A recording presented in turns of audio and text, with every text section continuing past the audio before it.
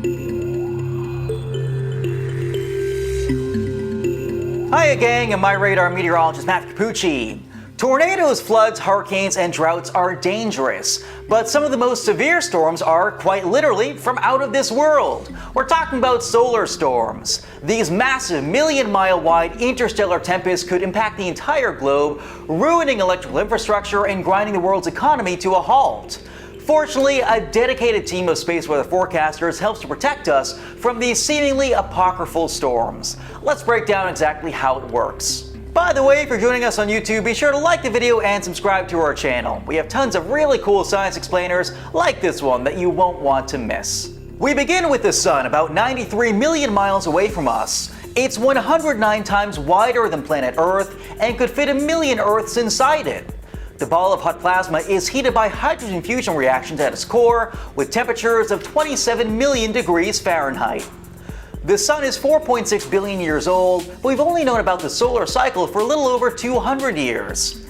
In the early 1600s, people like Galileo noticed odd discolorations on the surface of the Sun. They began charting the shape, the number, and the evolution of these so-called sunspots. We now know these to be cool regions of enhanced magnetic field in the Sun's surface that throb and pulsate with energy akin to bruises. Fast forward to 1843, when a German astronomer by the name of Samuel Heinrich Schwabe noticed a roughly decadal variation in the number of sunspots he observed. He had collected about 17 years worth of data, but other astronomers built on other datasets dating back to 1745. It was eventually discovered that there existed a roughly 11-year solar cycle.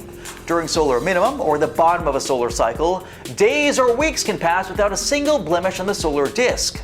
At the peak of a solar cycle, you might have 120 to 140 sunspots in a single month's time. To understand sunspots, we have to first grasp the magnetic structure of the Sun. At any given point, there are 4 alternating bands of magnetism that encircle the Sun in longitudinal belts. 2 are in the Sun's northern hemisphere and 2 are in the southern hemisphere. These bands slowly drift towards the equator over the course of 22 years. Halfway through each cycle, a pair of opposite polarity bands arrives at the equator and interferes before annihilating one another in spectacular fashion. That's referred to as a terminator event. Outside of terminator events, there's still plenty of magnetic chaos. Much of that stems from these sunspots. Think of a lava lamp. The Sun's basically a big one. Blobs of material get heated near the core and then bubble up to the surface, locally influencing the magnetic field. The more the magnetic bands wrapping around the Sun interact, the more of these bubbles or sunspots you get. Magnetic flux pours out of some sunspots and reconnects or loops back inward into other sunspots.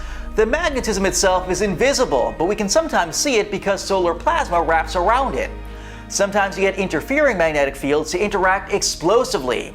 Other times, a loop of magnetism gets twisted and then releases its pent-up fury like a snapped rubber band. The results can be explosive. First, it unleashes what we call a solar flare. That's a brilliant flash of light that ejects high-energy particles into space. They can reach Earth in a matter of minutes since they travel at the speed of light. Navigational and GPS satellites are often affected, as are shortwave radio signals. The Space Weather Prediction Center in Boulder, Colorado can issue bulletins for radio blackouts, but by the time a solar flare arrives, it's too late to do anything about it. The effects are isolated to the sunlit side of Earth and usually subside after a couple of hours. That's just the flare though. Each eruption from the Sun is also accompanied by more targeted coronal mass ejection, or CME. It's more like a cannonball and its effects are limited to a more narrow area, but if you get hit by that cannonball, you're definitely going to know it. Coronal mass ejections contain magnetism and solar material. All that stuff serves an interstellar shockwave of sorts through space. If it's directed toward Earth, it reaches us in about 2 to 4 days' time. Space weather scientists are decent at modeling CMEs, but the field of space weather forecasting as a whole is still sort of in its infancy, kind of like Earth weather after World War II. Now, what happens when the coronal mass ejection, or CME, arrives at Earth? A lot of stuff, actually. To understand that, we have to journey to the center of Earth.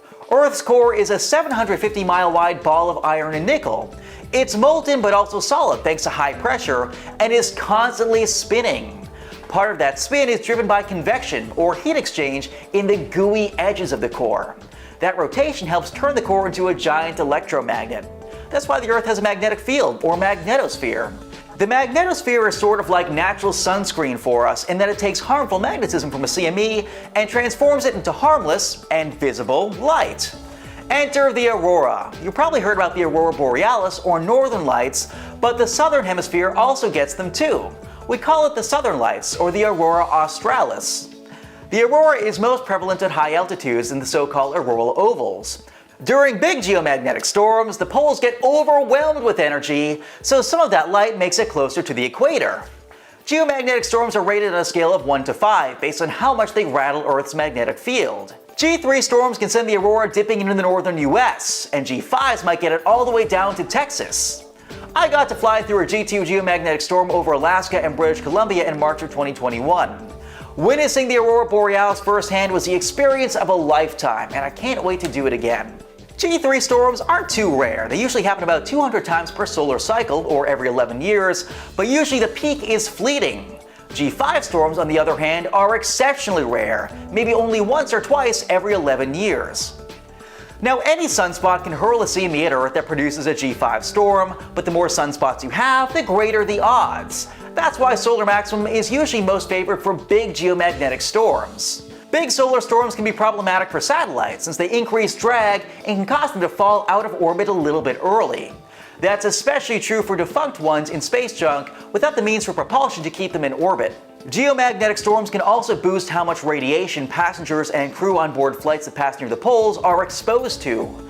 Airlines often reroute flights during significant bouts of geomagnetic storminess. The biggest geomagnetic storms can knock out electrical infrastructure if precautions aren't taken. On March 12, 1989, a geomagnetic storm sent the northern lights dipping into Florida and Cuba, but also knocked out power in Quebec for up to 2 weeks. One infamous solar storm in 1859, known as the Carrington flare, caused telegraph wires to literally emit sparks or even catch on fire. Hawaii got the northern lights that time around. If that happened again today, the global economy would crash due to all the lost infrastructure. In 2013, researchers in the UK published a paper that said a similar event could knock 15% off the current US GDP. Fortunately, forecasters at NOAA's Space Weather Prediction Center in Boulder, Colorado, are constantly monitoring the sun with an assemblage of satellites. We also have the Discover satellite. It's about 932,000 miles from Earth. It can give us 30 minutes to an hour advance notice before the shockwave of a CME hits Earth. It's like having a really long dock in the ocean. If there's a tsunami offshore, somebody on the end of the dock would know it before the person at the beaches. It's some help, but not a ton. Currently, we just exited solar minimum at the end of solar cycle 24. The next coming peak, that of solar cycle 25, is expected late in 2024 or early 2025.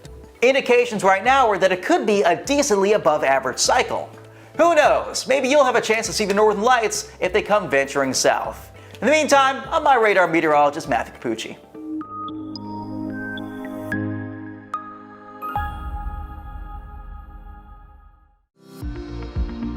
Follow MyRadar on social media: Facebook, Twitter, Instagram, and YouTube. Download MyRadar on iOS, Android, Amazon Alexa, Xbox, and Windows.